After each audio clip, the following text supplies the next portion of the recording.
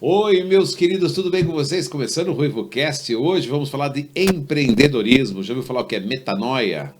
Eu não sei o que que é, mas hoje eu vou descobrir. Aliás, isso aqui é um privilégio, né? O podcast traz pra gente oportunidades que nem a universidade nos dá.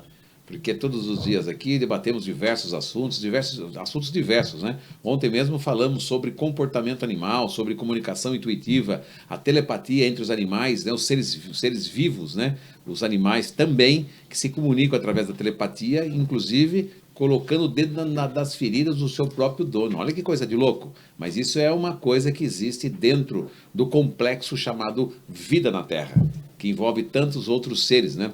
E a gente muitas vezes não acredita nisso. Fiquei chocado ontem e muito tocado com o que eu fui na entrevista. E assim nós vamos aprendendo, né? Cada dia que passa aqui no podcast. Hoje vamos falar um pouco de empreendedorismo, comportamento das empresas, como andam as empresas, qual que é a diferença de um chefe, de um líder e tantas outras situações que por mais que a gente esteja indo em palestra, vendo os vídeos na internet, a gente sempre está deslizando de alguma forma, né? Sempre está fugindo de colocar o dedo na própria ferida, né? É mais fácil o patrão acusar o funcionário, o colaborador, do que ele olhar para o seu próprio erro. Essa é a pura verdade que acontece em muitas empresas. E aí a gente já sabe o que acontece lá no finalzinho de toda essa história. Está no ar o RuivoCast Empreendedorismo e você é o meu convidado especial.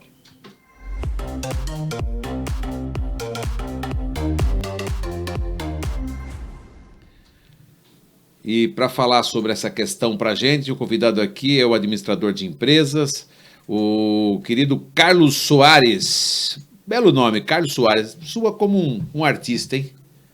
É interessante, tem um cliente que me chamava de Soares. Soares? Soares. É. Ele pegou, não me chamava de Carlos. Soares tem um escritório de contabilidade muito famoso, que aliás é um escritório, inclusive, da minha empresa.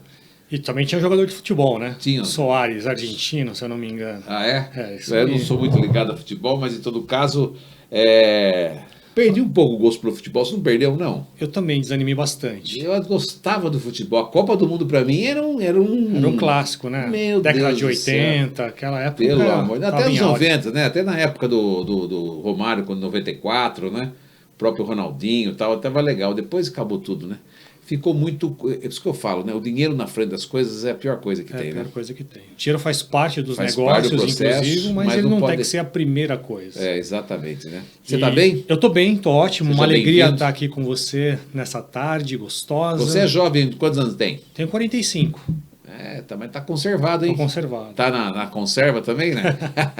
Uma vez fui entrevistar as irmãs Galvão, no primeiro programa sertanejo que eu fiz, eu não sabia o que eu falava para elas. Por quê? Experiente, 2003, primeiro programa oficial meu, recebo as irmãs Galvão, porque elas, por mais antigas que fossem na época, elas eram renomadas de televisão, né? Tinham conhecimento. Perfeito. Eu não sabia o que elogiar, eu falei, nossa, vocês estão lindas, estão tão conservadas que parece que estão no formal. Falei assim para elas, formal, né? Coisa de defunto. Mas aí um olhou para a cara do outro, deu risada e está tudo certo. O importante na vida é quando a gente encontra com uma pessoa que a gente não conhece, é sorrir, que é a arte da simpatia, elogiar, que é a arte do carisma, né? E ser empático, né? Ouvir sem acusar. É isso aí. Esse é o segredo da sociedade, né? Fantástico. Não é? É o ponto-chave, é porque muitas vezes a gente se relaciona com o outro a partir de um preconceito que alguém transferiu para nós. E isso complica tudo, né? Você é um especialista em modelo e liderança, né? É a questão da liderança educadora, da cultura, da ética, essa coisa da humanização, o chamado soft skill, né? Exatamente. Que hoje é tão importante e poucas pessoas têm, né? Porque é a capacidade de se conhecer e de poder entender o outro. Olha só que situação, hein? E a questão de ser próspero nos negócios. Eu falei que muitas vezes a pessoa, os patrões chamam muitas vezes o consultor para falar do funcionário, do gerente, tudo está no outro, mas nunca está nele. Nunca Né? está nele. Por quê? Muitas vezes ele não consegue enxergar, né? É interessante porque tudo começa com essa história de metanoia que eu disse para você, que eu vou explicar o que é aqui em algum momento. Mas o líder não consegue enxergar o que está acontecendo na empresa. Muitos deles estão com uma visão muito fragmentada do negócio, muito imediatistas, vivem no piloto automático e não conseguem analisar o negócio de um ponto de vista mais amplo. E ele sempre acha que o problema está no outro, né? E uma coisa que eu entendo que é muito comum eles reclamarem do comprometimento do colaborador. Eu escuto muitos líderes, eu vou fazer visita, eu estou prospectando clientes, e eu gosto muito de entender qual é a demanda antes de colocar qualquer tipo de oferta na mesa. E eu pergunto, qual que é o seu maior desafio? E eu escuto muito, com muita frequência, a questão do engajamento dos colaboradores. Todos reclamam. Hoje de manhã eu falava com um empresário de Minas Gerais e ele falava assim, Carlos, você não conhece BH. Eu tenho uma dificuldade tremenda de conseguir pessoas qualificadas para o meu negócio, eu não consigo contratar gente qualificada. Que será, não? E aí eu fiquei escutando aquilo, né, com atenção, interesse, e eu disse para ele no final, olha, eu escuto esse tipo de frase quase que todos os dias. E não é uma questão de Belo Horizonte, não é uma questão de São Paulo, de Santa Catarina, do Paraná. Isso é uma questão de modelo mental, né? Então não é o colaborador que não é comprometido, é você que não foi capaz ainda de ativar o sistema motivacional dele. Hoje você está como sócio da Metanoia, né? Mais 45 anos, tem uma história por detrás. Me conta um pouquinho da sua jornada. Eu comecei como auxiliar de produção. É uma história interessante, como operário, colocando papelão ondulado atrás de uma máquina. Tá. E essas embalagens de transporte, caixa de papelão mesmo. Certo. E lá eu estive durante 14 anos. Era uma empresa familiar, de médio porte. Eu tive a oportunidade de passar por diversas áreas, né? E na produção eu fiquei cerca de 10 meses. Depois eu já fui para a área da qualidade, me especializei em ensaios de papelão ondulado. Você sabia que você mede resistência de papelão ondulado, você mede a questão da coluna do papelão para poder empilhar a caixa, tem toda uma engenharia por trás das embalagens de papelão ondulado. E uma coisa que me chamou muita atenção nesse processo foi que eu acabei parando na qualidade. E foi lá que eu acredito que essa vocação para educador começou a acontecer, porque eu era responsável por treinar os colaboradores daquela empresa. Você começou a pegar gosto. Quantos anos tinha? Eu tinha cerca de 17, 18 anos Jovem. Nessa época. E foi lá onde a história com a educação começou. Você falava das soft skills, e lá era um pouco do contrário nesse início. Lá a gente treinava os colaboradores com as hard skills, então eram as competências técnicas, né, ligadas às embalagens de papelão ondulado. E aí a gente também foi fazendo uma jornada que, coincidentemente, essa empresa passou pelo processo da Metanoia no ano de 2000, e nós entendemos que negócios são pessoas. E aí nós começamos a investir nos colaboradores, e foi a primeira empresa a conquistar o selo das melhores empresas para se trabalhar. Esse é um projeto que eu conduzi no ano de 2004, se eu não me engano, e eu conto isso com muito orgulho. Que legal. Imagine, a primeira indústria de papelão ondulado a receber o selo das melhores empresas para se trabalhar. Você fez a formação técnica em edificações no segundo grau e depois foi fazer faculdade de administração na Mackenzie? No Mackenzie. No Mackenzie. Uma guinada, né? Porque edificações é técnico, é engenharia, né? Desenho técnico, cálculo matemático, estatística, resistência dos materiais.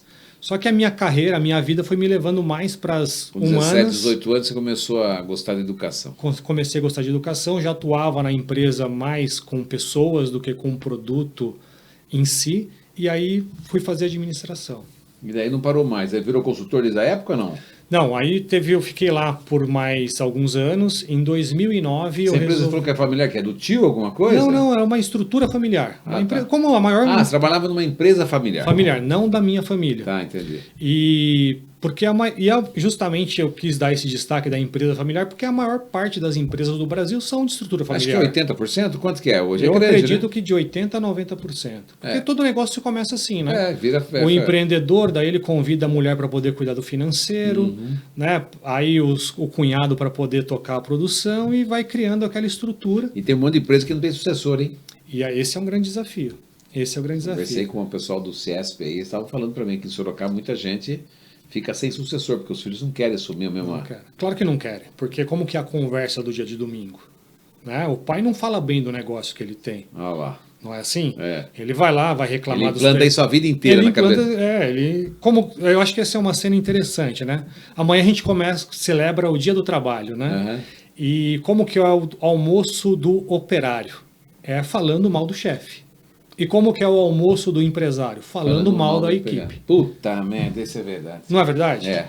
E aí qual criança, qual adolescente vai tomar gosto pelo negócio do pai? Mas antes de você entrar nesse assunto, que é bem interessante, só para terminar, então, você fez a faculdade, daí você começou ficou mais um tempo nessa empresa e foi para onde? Aí eu fui para a Metanoia, fui convidado a trabalhar na Metanoia. A Metanoia é uma empresa. É uma empresa. E que tem um método chamado Metanoia. Exatamente. Então é uma história engraçada. Se você acha que agora que eu devo contar... Não, pode contar sobre a Metanoia, você pode contar, mas primeiro fala da empresa, fala da sua para chegar na Metanoia aqui. Então, eu atuava nessa indústria de embalagens e de lá eu resolvi sair, já dava 14 anos, eu queria um desafio diferente, novos ares. Estava ali na faixa de 30 anos aproximadamente, e aí fui convidado para atuar na Metanoia como educador, onde eu tive a oportunidade... Como é que você chegou lá? A empresa que eu trabalhei fez Metanoia. Participou dos processos da Metanoia. Até então você não sabia o que era. Até então eu não sabia o que era. E eu fiz o processo da Metanoia, o processo de educação da Metanoia em 2004. 2004? 2004. E o que é a Metanoia? Metanoia, tem várias respostas para isso. Ela é bem difundida? Ela é bem difundida. Tem um livro que o meu sócio Roberto Tranjan escreveu, chamado Metanoia. Ele conta justamente a jornada de um empresário para sair do ciclo da sobrevivência para ir para o ciclo da prosperidade. Ou, em outras palavras, para sair da velha economia e poder atuar na nova economia. E eu tenho essa vantagem de estar dos dois lados, porque eu já estive Você do lado... é o off e o online. Exatamente. No fundo, eu já Quando estive... você fala nova e velha economia, é o off e online? Não tem nada a ver com isso. É porque é meio parecido, né? Tipo assim, o off, né? A velha economia e o online é a nova economia. Não que tenha a ver só com o mercado eletrônico e tal. Mas é um pouco confundido com isso, porque foi até escrito algumas coisas sobre nova economia, que é um conceito que acabou pegando esse caminho mais do digital e tecnológico, mas não tem nada a ver com isso. Você fala de metanoia, metaverso, aí começa a confundir um pouco. Confundir, você fala nova economia off, nova economia online. Mas é um pouco diferente com relação a isso. Então, metanoia é uma técnica. Metanoia é uma empresa que oferece um processo de educação para transformar o modelo de liderança de empresários enquanto ele implementa uma cultura ética, humana e próspera no seu negócio. É isso que está no vocabulário? É isso que está no vocabulário. Mas você percebe que já é um dialeto diferente, né? Uma conversa um pouco diferente. Diferente. Repete aí.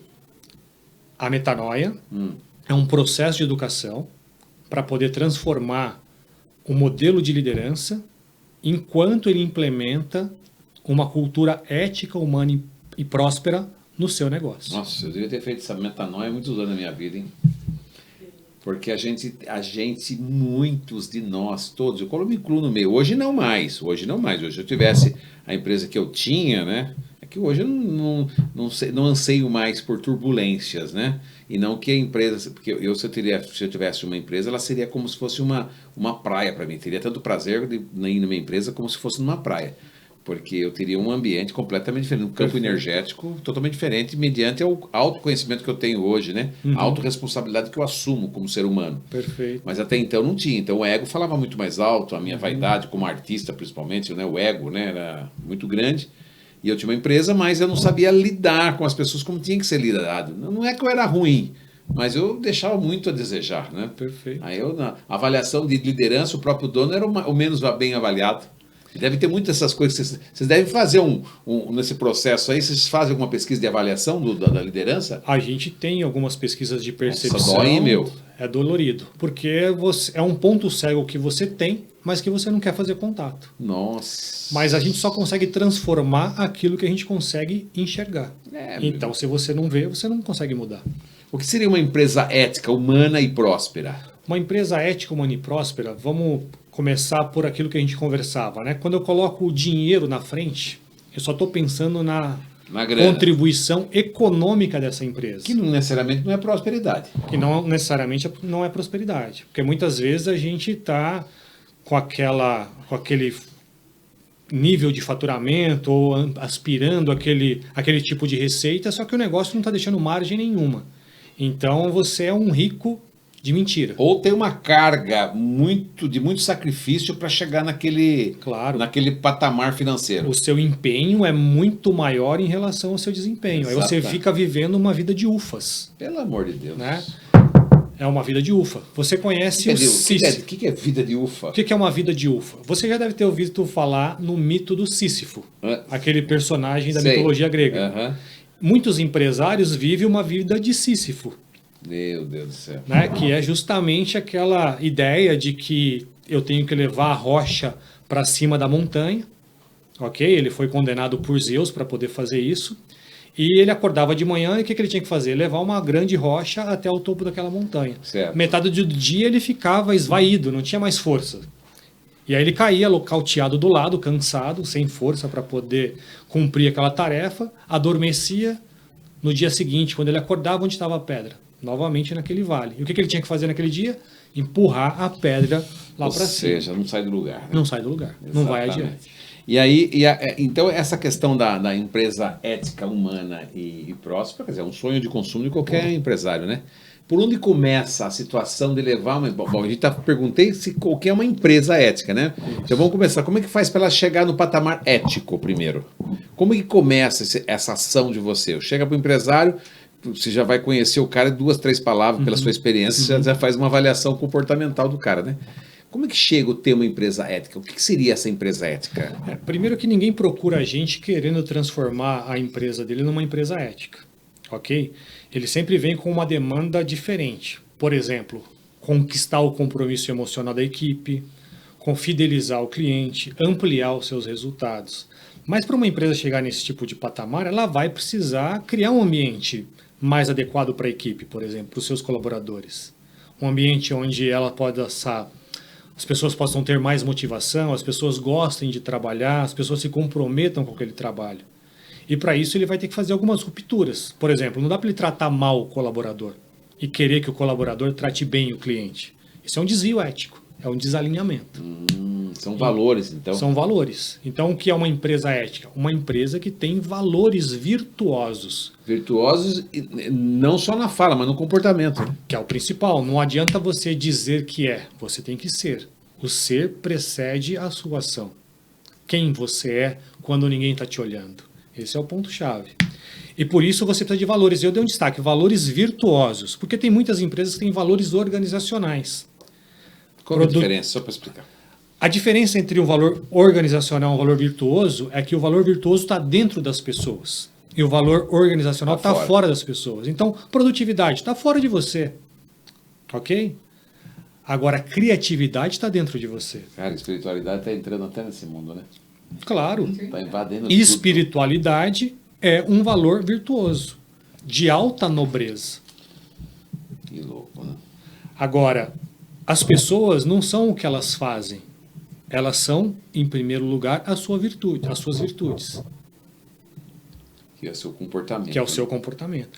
Então, tudo começa com uma construção de um conjunto de valores virtuosos que nós chamamos de carta de valores. Começa por aí. O discurso é esse. Vou te dizer então por onde começa. É que você foi na empresa ética. Por onde começa?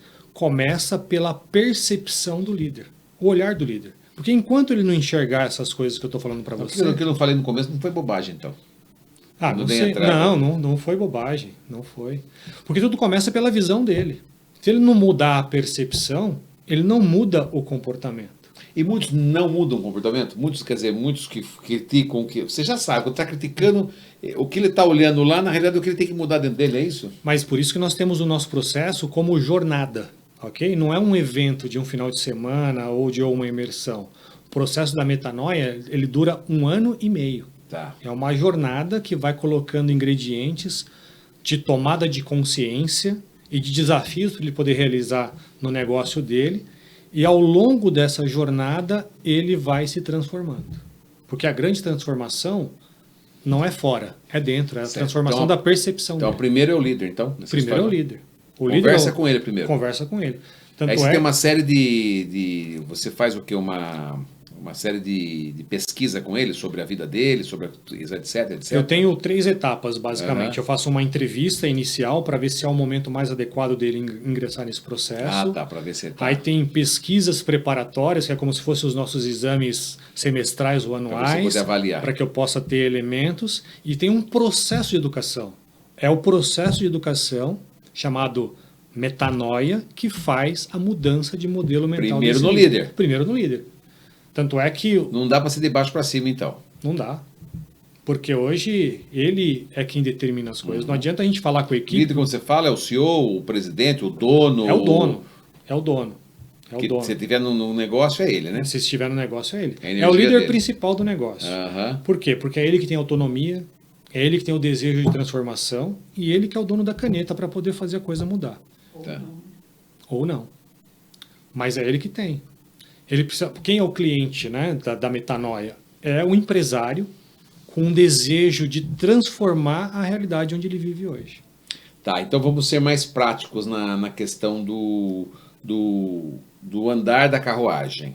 Então, a partir da hora que você faz essas três etapas com o líder, né? Uhum. Ele começa a entrar no processo. Perfeito. E aí você vai levando isso para todos os colaboradores. Eu vou conduzindo isso com o líder e é o líder que vai levar isso para a equipe dele. Certo. Você até me apresentou lá no Reels do Instagram dizendo que era consultor e tem uma diferença. Nós trabalhamos com educação. Tá. Nós não vamos na empresa realizar o que ele precisa realizar. Tá. A gente capacita esse líder para que ele realize as coisas na empresa, porque é ele que tem autonomia, é ele que tem autenticidade lá junto ao time dele. O dono ele não vai como passageiro, ele vai como motorista. Ele vai como motorista. Quem está como passageiro somos nós, sentamos no banco do lado para poder orientar.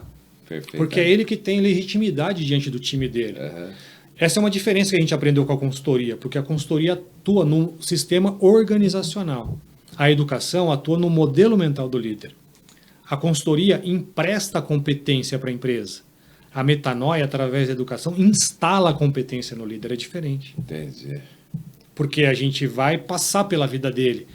E a história dele na empresa vai continuar. Então ele precisa ter autonomia, ele precisa ter autoridade, ele precisa ter competência para poder fazer com que essa cultura ética, humana e próspera continue na empresa dele. Então vamos lá. Então quando você fala disso, nós vamos falar um pouco, vamos começar pela ética, humana e próspera. Vamos lá. Ética então. Você conversou com ele, fez todas as etapas, o cara tá ali, e aí começa a falar de ética. O que seria que você ensina a ele?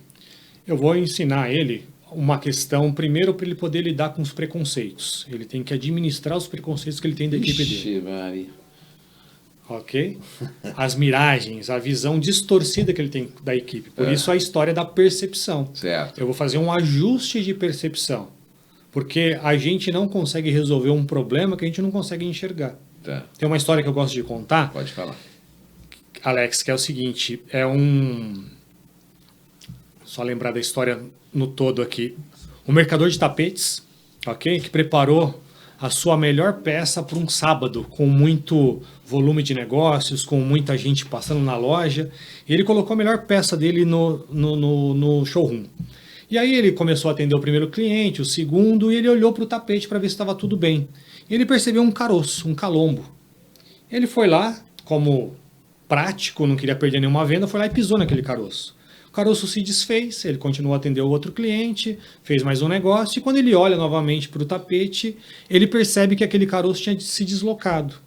Ele vai lá e pisa de novo. Bom, chegou uma hora que ele não estava mais atendendo o cliente, ele estava pisando no tapete.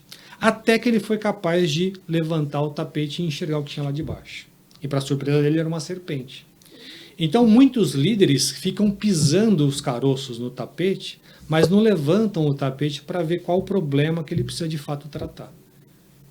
Então esse é o grande ponto do processo da metanoia. A gente começa a levantar o tapete. Tá. Que pode ser uma questão de preconceito, uma questão de relacionamento com a equipe. Olha só. E aí o processo começa a se desenrolar. Meu Deus do céu. E depois? Depois tem um outro ponto importante. Vamos falar da relação humana.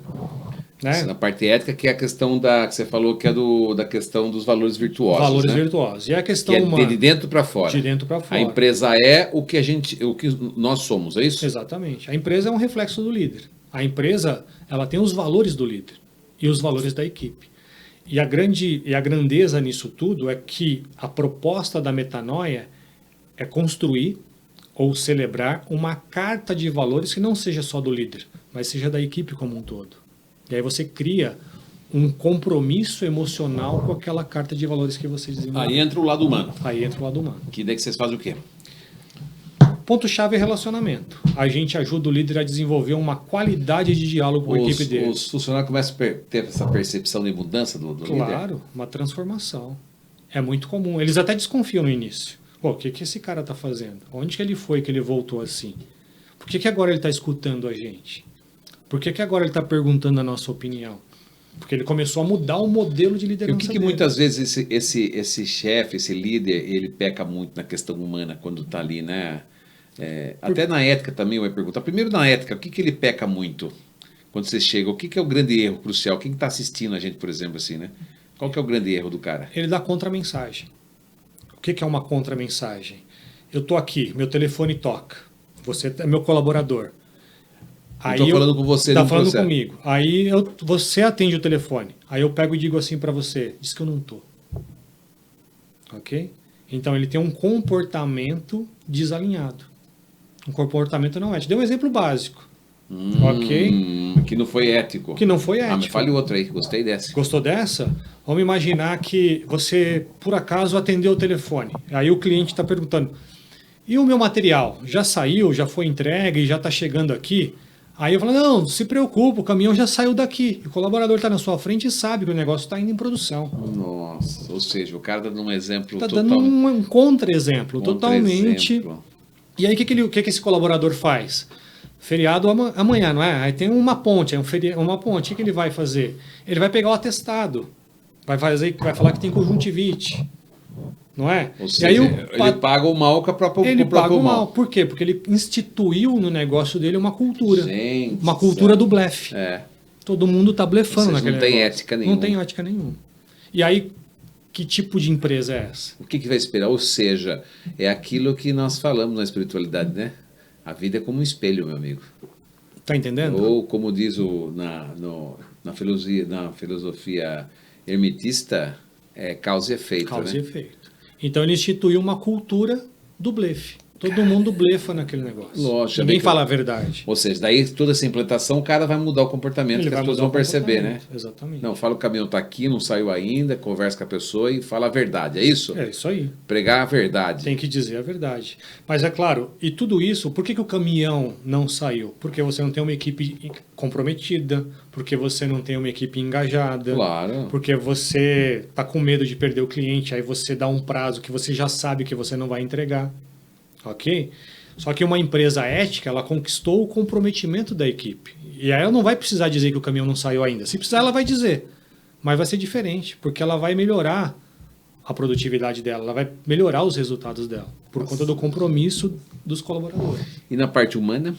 Parte humana, a palavra-chave é o relacionamento. Então, por que a empresa precisa ser humana? Porque muitas empresas não são humanas. Você já foi em alguma empresa que o empresário te apresentou para a máquina? Não sei se é comum você ir em lugares e as pessoas te apresentarem para coisas e não te apresentarem para agentes.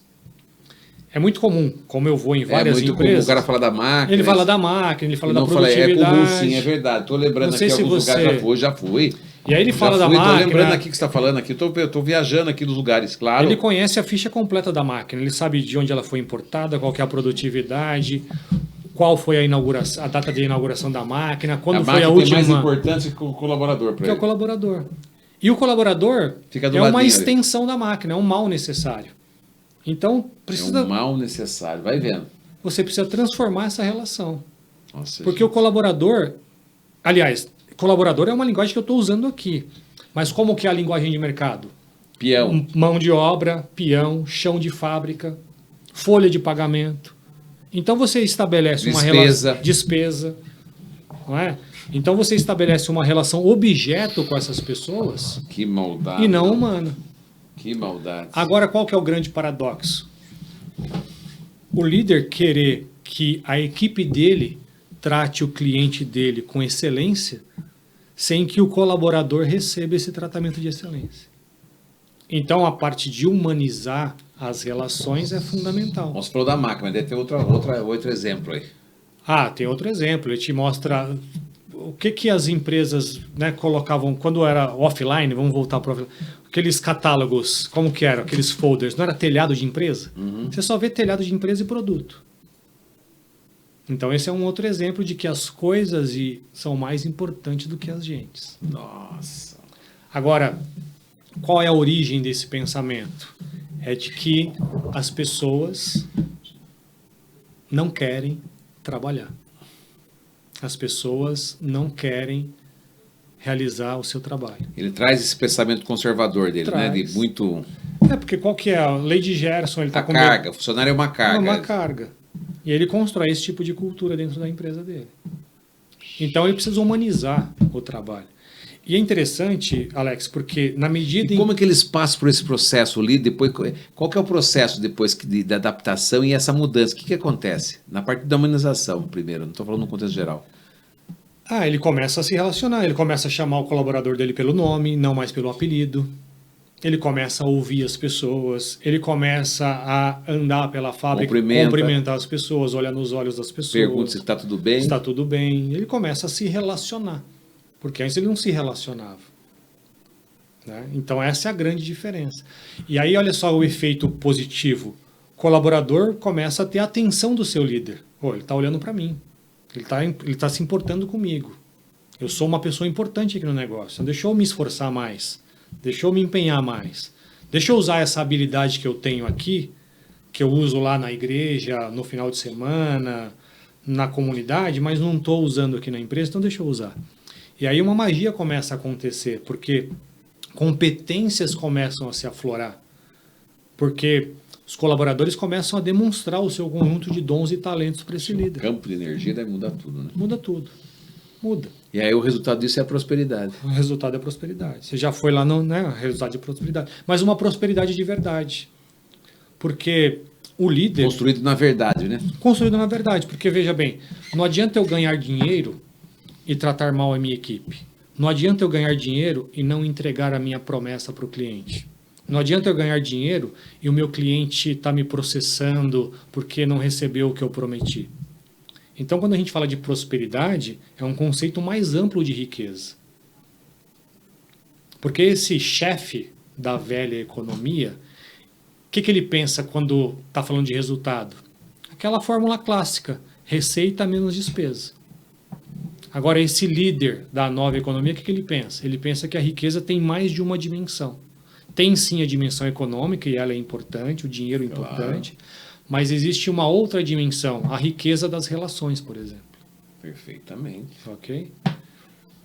Interessantíssimo, hein, a explicação dele, né? E vai muito... Porque hoje se fala muito do tal de soft skill, né? Que é Exatamente. Que hoje é mais importante a habilidade da pessoa como humano, como empático, como de compaixão, de amor, de autodesenvolvimento, do que a própria habilidade técnica. Porque a habilidade técnica é uma parte da história. Agora, ela é insuficiente, porque o mundo virou um mundo de relacionamentos. Negócios são pessoas, pessoas são relacionamentos, relacionamentos são conversas. A todo tempo nós estamos negociando. Quem são as pessoas colaboradores que se tornam apaixonantes por uma empresa? Qual é o tipo de colaborador hoje? Não estou falando a parte técnica do estudo, estou falando... Perfeito. O que seria hoje uma... Aquele colaborador que recebeu um chamado, porque a empresa ofereceu a ele um propósito, e ele foi capaz de conectar o propósito interior dele a esse chamado que a empresa oferece. Ok? Então, uma empresa precisa de propósito. E ela precisa também entender qual é a vocação desse colaborador. Porque nós temos vocações diferentes. Veja, eu trabalhei na indústria há 14 anos, mas eu fui viver a minha vocação para valer na educação. Né? Então, a vocação interior, ok? Com a convocação exterior. Vocação são os meus desejos, os meus dons e os meus talentos. A convocação é o propósito que a empresa é capaz de oferecer. Porque uma empresa hoje já não pode viver sem propósito mais. Muitas não vivem com propósito. Nunca. As pessoas têm valores e missões. Exatamente. Qual é a diferença de valor, missão e de propósito, por exemplo? Isso é uma coisa vasta, é uma discussão complexa, porque cada literatura você vai ter uma definição diferente. E hoje, o que a gente entende como propósito? O propósito é a causa da empresa. essa causa precisa ser uma causa nobre, que mexe com os seres humanos, que Seres mexe com humanos. aquela comunidade. Com a sociedade. Com a alguma coisa. sociedade. Ok? Ela não pode só estar ao ponto de estar num local só para poder ganhar dinheiro e explorar aquilo e pronto, acabou, né? Porque pode ser um propósito, ser o número um. Ok? Ganhar o máximo de riqueza possível. Pode ser um propósito. Mas você pode ter um propósito, por exemplo, que é um propósito de um dos clientes nossos, que é colorir vidas. Então, o que mexe mais com um colaborador? Então, o propósito precisa ser O revestido. que é esse colorir vida dele? Colorir vidas, olha só, é uma indústria de tinta. Pode falar o nome aqui? Olha. É uma indústria de tinta chamada Futura Tintas. E ela conseguiu descobrir o propósito dela, chamado colorir vidas. E ela tem concorrentes no mercado de extrema grandeza. Não vou nem falar aqui para que a gente possa preservar, mas você já pode imaginar que tinta que você vê nas gôndolas desses centers de vendas de material de construção. E eles não vão conseguir brigar com esse tipo de empresa. O que eles descobriram? Eles descobriram que o pintor era a pessoa mais maltratada do setor de construção civil. Porque, não sei se você já percebeu, mas sobra tudo para o pintor. Ele não tem prazo, ele é maltratado. Quando a gente pensa no pintor, a gente pensa naquela pessoa suja, né? Que não teve escolha na vida e se tornou pintor. O que eles criaram? Uma universidade para poder capacitar esse pintor. E eles chamam esse pintor agora de pintor de alto valor. É alguém que vai bonitinho te atender, Bonito, hein? para poder te oferecer um serviço de extrema qualidade. Por quê? Porque eles foram capazes de descobrir esse propósito de colorir vidas. E esse é um movimento que mexe com todo mundo, que mexe com a sociedade. Esse é um baita propósito. E se você... Essa história é muito interessante porque concorrente da Futura Tintas patrocina também esse projeto. Olha só que coisa interessante. Então, quando você tem um grande propósito, você deixa... Até concorrência entra no negócio. Porque o valor cooperação é mais importante do que o valor competição. O mundo foi feito para a gente cooperar. Sim. Um sistema de cooperação, não um sistema de competição. Esse é o processo de ida para a quinta dimensão, que é onde a verdade e o amor têm que imperar, que a colaboração tem que existir mesmo. É isso muito bonito. Legal esse negócio do propósito, porque eu falo, as empresas precisam ter propósito hoje, hein? Porque é isso que vai atrair as pessoas. O consumidor cada vez mais está atento a isso. Claro. Está mais atento cada vez mais. Não mais. só o consumidor, mas qual que é a grande dificuldade das empresas contratarem equipe, colaboradores? Não tem gente para trabalhar. Não tem gente. Não é que não tem gente. É que a empresa não tem propósito. Ela precisa ser atrativa, não só para o cliente, ela precisa ser atrativa para o colaborador. E como ela é atrativa para o colaborador? Quando ela tem uma causa, quando ela tem um propósito. Quando ela tem uma cultura ética, humana e próspera. Maravilha! Conversando aqui com Carlos Soares, implantador do método Metanoia, da empresa Metanoia Propósito nos Negócios, né? Estamos falando aqui sobre a questão da ética, da questão da humanização e da prosperidade da empresa, né? A implantação, que é o sistema Metanoia. Antes de continuar conversando com ele, a gente vai falar da Demicon? Deixa eu dar uma atenção, você que é um educador de empresas, não consultor, me perdoe, ontem a Demicon você conhece com certeza, né? Empresa de consórcio e investimentos. Eu faço minhas compras ali, de consórcio de residência, você vai pagando uma prestaçãozinha por mês, a gente sempre está gastando dinheiro, você sabe disso, né? Então, quando você tem umas coisas para te prender, são investimentos, na realidade, o consórcio é um investimento, e aí facilita um pouco a vida da gente para a troca de um carro, né, com juros baixos, a troca de uma casa, um upgrade de um apartamento. Os juros de um consórcio de casa hoje, ele bate 1,2 por ano. É muito baixo, né? É bem interessante. Você comprar uma casa, tem uma casa de 400 mil. Você quer dar um upgrade na casa, mas não quer desembolsar o dinheiro, ou não quer entrar na caixa. Não quer entrar no banco, porque o juros de banco é absurdo. Você vai pagando um consórcio e vai dando um lance mediante a poupancinha que você tem ali, entendeu? Então, de repente, você pega uma carta de 400, dá um lance lá de 150, de repente pode sair por... Ela sai por lance, ela sai por você pode também... Sorteio. Ou você pode fazer por lance embutido, que é da própria carta, entendeu? Ou tem mais um lá que não me lembro qual que é, mas são 4. Então, há uma possibilidade no investimento. Então, a Demicon é muito legal. Põe o nobre Paulo para dar um oi para a gente aí. Sumiu o Paulo, não vejo mais o Paulo aqui. Precisa vir tomar um café com a gente. visitar aí o Carlos Soares. Faz uma visita pro Carlos. O Carlos tem consórcio? Sabe que eu adquiri meu apartamento com um consórcio de imóveis. Ah, é? É interessante. Então eu não tô falando besteira. Não, claro que não. Aí, tá é vendo? muito mais competitivo. Vamos lá, roda. Mas a internet é só nossa. Por que será que a nossa internet é ruim, hein? Acho que tem que, sei lá, faz tempo que faz 2 anos essa internet tá aí. Olá, tudo bem? Meu nome é Paulo, eu sou especialista em consórcios pela Ademicon e hoje eu estou aqui para responder: consórcio é crédito ou consórcio é investimento? E a resposta é: dá para ser os dois. Consórcio é crédito e consórcio é investimento, sim. Quando que o consórcio é crédito? Na compra de veículos, na compra de imóveis, sair do aluguel, por exemplo, para construir, para reformar, para quitar um financiamento, para levantar recursos, consórcio é crédito. Quando que consórcio é investimento? Quando eu compro cartas de crédito, após contemplação eu compro imóveis, esses imóveis ficam alugados e um inquilino agora começa a pagar esse imóvel para mim. Dessa maneira, o consórcio é investimento. E dessa maneira, eu posso dizer que o consórcio é crédito e o consórcio pode ser investimento também. Se você ficou com dúvidas, quer conversar com mais detalhes a respeito, me chame para a gente bater um papo e tomar um café. Um abraço e até breve. É bem inteligente, porque ele quis dizer, você compra uma carta contemplada, e você compra o imóvel, aluga, que o dinheiro que você está pagando naquela carta contemplada, você vai quitando o próprio, exatamente. O juro é muito menor. Cria uma renda. É inteligente pra caramba. O consórcio realmente é crédito e investimento, né? Tá aí a Demicon, que é a maior empresa, porque eu sempre aconselho, não faça consórcio em banco, não faça consórcio com quem vende um monte de coisa, faça consórcio com quem vende só consórcio. Então, com especialista. Especialista. E resolve o problema da gente e acabou. É igual você investir o dinheiro no banco. Vai num banco? Não, vai nessas empresas de corretores que têm muito mais conhecimento, né? Então é uma questão de inteligência, só isso, nada mais, né? Paulo, parabéns, sucesso e desejo o melhor para a tua vida também, né?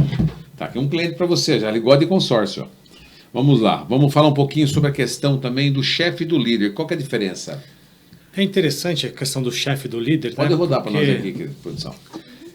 uma questão importante é assim, vou contar uma história para você. Claro. Como que é o chefe? Como que é o dia a dia do chefe? Aliás, você está chegando numa idade, você pode começar a contar a história já, né? Depois já dos 45, depois de 45 50 anos, a gente para conta contar. a Porque história. tudo que é ficando velho só conta a história. Só conta a história. Entendeu? Mas como que é o dia a dia de um chefe? Ele chega na empresa, via de regra ele é o primeiro a chegar, aí ele vai começar a fazer as coisas. Esse é o né? chefe. Esse é o chefe. E aí ele começa a fazer as coisas e como que é o dia a dia dele? É um dia muito corrido. Um dia em que ele tem muitos afazeres, a agenda lotada, ele não tem tempo para ele. Ele é assim, super demandado. Certo. Né?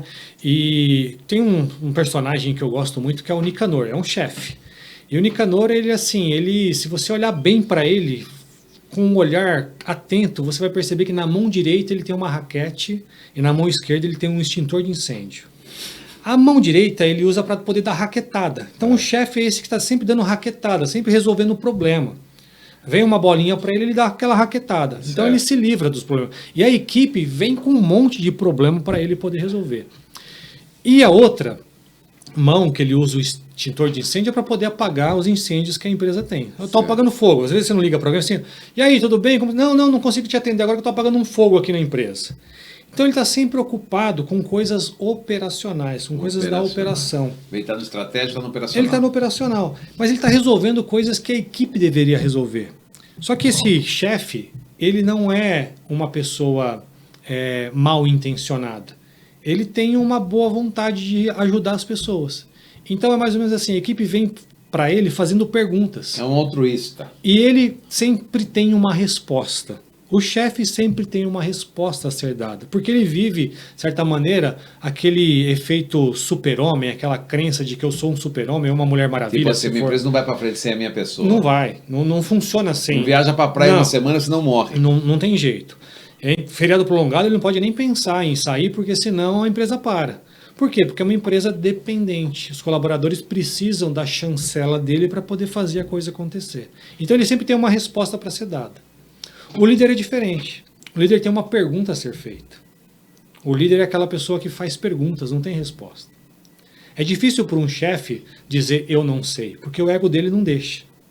Agora o líder acredita que as pessoas juntas podem chegar na melhor solução. Então ele pergunta, o que você faria? O que nós podemos construir juntos? O chefe ainda é aquela pessoa que vai ficar microgerenciando as coisas. Ele gosta de controle. Ele gosta que as coisas saiam do jeito dele. E, consequentemente, ele precisa estar ali, né, fazendo os detalhes, cuidando dos detalhes. O líder combina o resultado. O líder diz, eu preciso desse resultado. Como as pessoas vão fazer é problema das pessoas, porque elas vão encontrar a melhor forma para ela poder realizar o trabalho. Também, né? Está no estratégia. E ele não fica perdendo tempo com coisa que não tem nada a ver com ele fazer. Não. O chefe é aquele cara que às vezes você se depara que ele está no escritório dele, tem uma fila na porta, ele está aqui batucando o teclado, falando com alguém no celular, e se for na hora do almoço ele está mastigando um lanchinho, enquanto tem uma pessoa falando com ele. Então ele vive atarefado, vive fazendo um monte de coisa. Esse cara existe de monte no ainda? piloto automático, pô. Será que não existe? Será que não existe pessoas como essa? Tem um monte de empresa quebrada. Tem muita gente assim. Tem muita gente assim. Porque fica aquele senso de produtividade. Eu preciso ser produtivo. Tem líder que não consegue olhar para a agenda e ter um espaço vago. Ele tem que preencher a agenda com coisas para fazer. Senão ele acha que ele está acabando. Senão ele acha que ele não tem que fazer. Ele começa a se sentir obsoleto. Não tem lá um espaço na agenda dele pensar numa estratégia diferente do negócio. Fazer ele precisa fazer um processo de educação, fazer um curso. Não está. Ele está sempre fazendo coisas. O líder tem um olhar diferente. Mas esses caras muito conservador, que já estão um tempo já ganhando dinheiro, quando você chega com essa conversa, você fala assim, eu já estou ganhando dinheiro, que esse cara quer vir falar comigo aqui, eu quero educar o quê aqui? Ok. Tem um monte, não tem? Tem bastante. Mas o interessante é que esse processo ele pode vir por uma espontaneidade, né, de alguma coisa que ele está vislumbrando, mas não sabe dar nome, ou ele pode estar passando por uma crise. Né? Porque ele está ganhando dinheiro hoje, mas a que preço? A que custo? Aquilo que nós falamos no começo. A que custo? Você até falou um negócio lá que eu esqueci lá, mas Deus me livre e guarde. Não vale a pena. Que vida é essa? Pare com isso. O que seria a velha e nova economia? Então, deixa eu pegar algumas coisas interessantes. O que é a referência da velha economia? A referência da velha economia é o sistema técnico, onde as coisas são mais importantes do que as pessoas. A tecnologia, o processo, é o mundo das coisas. A referência da nova economia é o sistema humano. Olha só que coisa interessante, vou dar um exemplo. Muitas empresas implementam um sistema de informática nos seus negócios. SAP, ERPs, não é assim? E aí, em vez do sistema trabalhar para a empresa, é a empresa que trabalha para o sistema. Já viu isso? Parece que é isso mesmo, né? Por quê? Porque as coisas dão trabalho. Então, em vez daquela tecnologia vir para facilitar a vida das pessoas, ela veio para dar mais trabalho para as pessoas. E por isso que esses processos de mudança, de transformação, de virada digital, são muito rejeitados na empresa. Porque eles querem mudar as pessoas e não ser um agente de contribuição com essas pessoas. Então essa é a referência da velha economia, o sistema técnico, enquanto o sistema humano é a referência da nova economia. É só você perceber, onde as coisas prevalecem e são mais importantes do que as pessoas é a velha economia. Onde as pessoas são mais importantes do que as coisas é nova economia. Por exemplo, você pega essas empresas tipo, que trouxeram essa questão mais de mais conforto, de mais visibilidade humana, tipo Google, essas empresas de internet, você acha que elas têm... Não, eu estou falando de internet, não estou falando só de internet, eu sei que é ação física também. São empresas que têm seus espaços, tem empresas agora que tem que ter espaço ecumênico, né, para as pessoas poderem meditar, ter um ambiente. Isso tem a ver com essa nova economia? Ou tô falando deixa eu contar uma história importante. Conta aí, um caso da DHL, ok? Então o presidente da DHL é de transporte mundial veio para o Brasil. E ele foi andar num dos carros dos courriers. E ele percebeu que os courriers estavam trabalhando sem ar-condicionado. Em uma pesquisa que ele fez, ele entendeu que a satisfação não estava tão ligada a receber a sua encomenda no prazo, mas estava no relacionamento do courrier com o cliente. Uma pessoa que dá bom dia, que atende com cordialidade, que sorri. Esse relacionamento é o que trazia confiança para o negócio. O entregador. O entregador. E aí o que esse presidente teve a sacada? Ele falou, vou colocar ar-condicionado nos carros dos meus courriers. Ou seja, eu vou oferecer para eles a melhor condição de trabalho possível para que eles possam continuar encantando o cliente. Então não tem muito a ver com tecnologia. Veja, as coisas estão a serviço das pessoas. Pensando nas pessoas. Exatamente. Então, é isso que eu falei. Então, quando as empresas pensam no ser humano, elas estão na nova... Estão na nova economia. Porque o que seria um chefe de velha economia? Vou misturando os assuntos aqui. O que o chefe pensa? Ele pensa em não gastar nada, cortar custo, em otimizar processo. Ele não vai investir numa frota que tem ar-condicionado, por exemplo, que vai melhorar a qualidade de vida dos seus colaboradores. Por exemplo, você tem um funcionário, vamos pensar hoje, uma empresa já muito sólida, tudo, né, que implantou o sistema de metanóia, não sei, mas tem um funcionário que ficou doente. Uma doença difícil para o cara, né? Pô, de repente, mandar uma cesta de presente para esse funcionário, né? Na casa, registrar ou fazer um vídeo, que é onde os funcionários da empresa pedir para o marketing fazer e mandar para essa pessoa como recuperação, não sei, situação, ou quando o pai entra de licença paternal, né, que fala, né? Paternidade, e aí ganha um presente da empresa, né, um kit bebê de presente. Eu não sei se são essas coisas também. Olha, o que vale mais nessa história são aquelas coisas que a gente não consegue pegar. Uma empresa aqui da região, na época de Covid, teve diversos colaboradores afastados. E uma história de uma pessoa muito querida se afastou da empresa e ficou na UTI. E é claro que a empresa ofereceu todo tipo de assistência material para ele.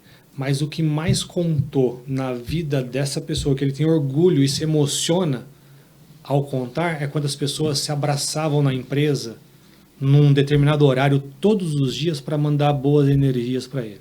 Olha só. Então, uma empresa humana é que coloca...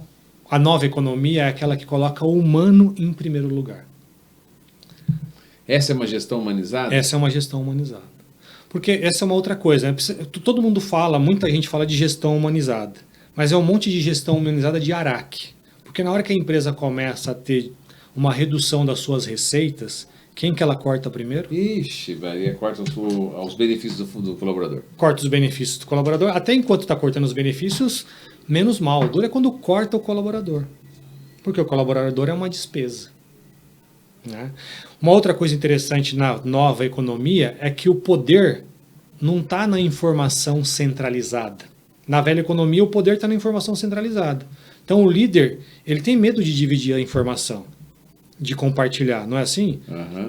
O chefe não ensina o colaborador a trabalhar. Por quê? Porque ele acredita na informação centralizada. Na nova economia, o conhecimento é compartilhado. Quem sabe se esvazia para que o outro aprenda também. Oferece. Conhecimento é a única coisa que a gente oferece para o outro, a gente não reduz o que a gente tem e a gente ainda eleva o outro. Isso é uma passagem bíblica, quando Jesus lava o pé dos apóstolos. Porque ele, de forma muito, muito sábia, e a grandeza daquele homem, se humilha não, né? De forma humilde, ele se abaixa e lava os pés dos apóstolos. E o que ele quer dizer na mensagem é o seguinte, que homens grandes se tornam pequenos para que os pequenos se tornem grandes. Perfeito. Entendeu? É a riqueza e a sabedoria de você se esvaziar para que o outro também possua o mesmo conhecimento que você tem. Perfeito. Isso é grandeza de espírito. Isso é grandeza de espírito. E aí é interessante, né? Porque essa questão de espiritualidade e negócio é uma coisa que a metanoia também não separa. Para nós, espiritualidade faz parte dos negócios, a arte faz parte dos negócios, a beleza faz parte dos negócios. Você vai em ambientes industriais, são muito feios. São pesados, são de velha economia. Né? Não tem uma planta naquele ambiente, não tem um quadro, não tem uma peça artística, não tem uma mensagem. E aí é interessante porque muitos querem a qualidade do produto, ok? Só que a gente não percebe que a beleza oferece ao produto uma chance maior dele ser de qualidade. Tem uma frase que eu gosto muito, eu não sei se ela é minha, se ela é do Roberto, mas ele diz o seguinte: a beleza que a gente não vê é a beleza que a gente não produz. E esse é um ponto importante, porque a velha economia valoriza o quê? A produtividade. Mas aí tem uma outra frase de Jesus que diz o seguinte: a vida é o que os olhos enxergam. Exatamente. É mais ou menos o que você está dizendo. Bonito, muito bonito isso aí. Então, qual é a referência, né, de beleza, de excelência, de qualidade que a gente oferece para os nossos colaboradores na empresa? eu só consigo reconhecer aquilo que eu conheço. Que é uma outra maneira de dizer essa frase que você disse agora. Que bonito! Estou conversando com o Carlos Soares da Metanoia a propósito nos negócios. Vamos falar de Zeiss agora? Vamos convidar o pessoal para conhecer a Zeiss. A Zeiss, você conhece a marca Zeiss, né? Conheço. Minhas lentes são Zeiss. Então, eu não estou de óculos aqui, mas então, são Zeiss. Eu estou usando óculos agora. De vez em quando eu usava um óculos de farmácia que a gente esquece, compra. Uhum. Rapaz, começou a me fazer mal. Eu tinha esse óculos em casa, lente Zeiss, em casa, só para leitura, porque eu não preciso para longe, para nada, apesar que isso aqui é multifocal agora. Mas eu usava em casa e ficava lá. Aí quando eu viajava, eu usava de farmácia. Às vezes a namorada levava de farmácia. Aí começou a ver que eu estava cansando meus olhos, e eu não estava percebendo, já que estava, fui no oftalmologista, não falei de óculos de farmácia para ela, e aí acabou dando receita. Aí eu fiz a Zeiss, porque a Zeiss você compra uma lente e ganha outra, né? Ah, tem isso, né? Tem, a Zeiss tem, você compra uma e ganha outra, essa aqui é top, né? Ela tem um negócio de reflexo, você olhar aqui, por olhar pro retrovisor, é um negócio muito louco, daí eu não entendo, a tecnologia é muito mais avançada do que a gente imagina. Uhum. E aí eu acabei agora, meus olhos parece que tá descansado, sabe? É como se eu tivesse dormido uma noite de sono tranquilo, não estou mais com aquele olho cansado, meio arenoso, sabe? Uhum. Então tá super gostoso, né? Eu não uso direto para não acostumar com óculos, mas fica muito bom. E as Zeiss também, eu não sabia, se você vai numa ótica, você faz um óculos lá na ótica, eles não tiram direito a medida e você fica com o óculos ruim, aquele multifocal que não tá legal. Se você pegar uma declaração do médico que foi falha da ótica, que não ficou legal, você vai nas Zeiss e eles te dão além das Zeiss de presente. Olha só. A declaração. É impressionante. É impressionante. Mas a Zeiss está na Barão do Tatuí ali, ó, a loja nova ali. Eles estão com a loja nova, a Fernanda está lá. Você já tem um desconto que nós vamos te dar. Eu vou passar o seu contato para eles mandam um oi para você. E na medida que você precisar trocar uma armação, eles também são donos da rede Officer de óticas, né? Uhum. Então eles têm lentes... Eles têm outros tipos de lentes, evidentemente, mas o principal é a Zeiss e tem uma loja no Iguatemi também. Então tem essas armações que são maravilhosas, tem todos os tipos lá e são muito fortes, muito fortes. Eles são franqueados da Zeiss em Sorocaba. E eles são o único autorizados aqui para fazer essa troca. Que interessante. Que eu te falei, né? Eles têm um equipamento importado da Zeiss, que é um top do top lá, para poder dar precisão na hora de tirar a medida certa para a tua lente. Então é incrível, parabéns Zeiss, sucesso. Ganharam mais um cliente, que já é cliente da Zeiss na realidade, mas que às vezes pode comprar lente de outro lugar, mas eu queria que comprassem na loja ali da Zeiss, a loja franquia mesmo, oficial da Zeiss, né? Que fica na Barão do Tatuí e também no Iguatemi Esplanada. Vamos continuar aqui, vamos falar assim, para que serve os empreendedores e negócios? Esse é interessante, essa pergunta, né? Porque a gente pensa que o empreendedor, voltando à história do chefe, ele acha que a vida dele é essa, de fazer coisas, né? Uma vez eu perguntei para o líder assim, mas o que seu negócio faz? Ele me disse assim, meu negócio compra, pica e vende. Ele era um dono desses empreendimentos, então o que ele pegava? Comprava uma área, loteava a área e vendia. Uhum. Só que ele achava que a vida dele era essa, comprar, picar e vender. Uhum. Mas não é isso. A Metanoia entende que ser líder de negócio, ser empreendedor, é uma forma de você contribuir com o mundo. Na hora que você encontra um propósito como esse, colorir vidas, você está indo muito além do seu negócio. Você está indo muito além das suas atividades operacionais do dia a dia. Então, muitas vezes, uma visão fragmentada, não ampliada, faz com que esses líderes entendam que é aquela contribuição dele. Mas o empresário hoje, no Brasil, é aquele que tem o poder de mudar a sociedade. Porque cada empresa é um pedaço de Brasil que dá certo. É verdade. Cada empresa é uma pequena comunidade que pode fazer a grande diferença. Você acha ser um líder dentro de uma empresa? Você estava comentando sobre um negócio que eu achei interessante no começo, né? Daquele velho ditado, né? O pai a vida inteira chega em casa, só reclama que está cansado, que não sei o que, a criança cresce com aquilo, né?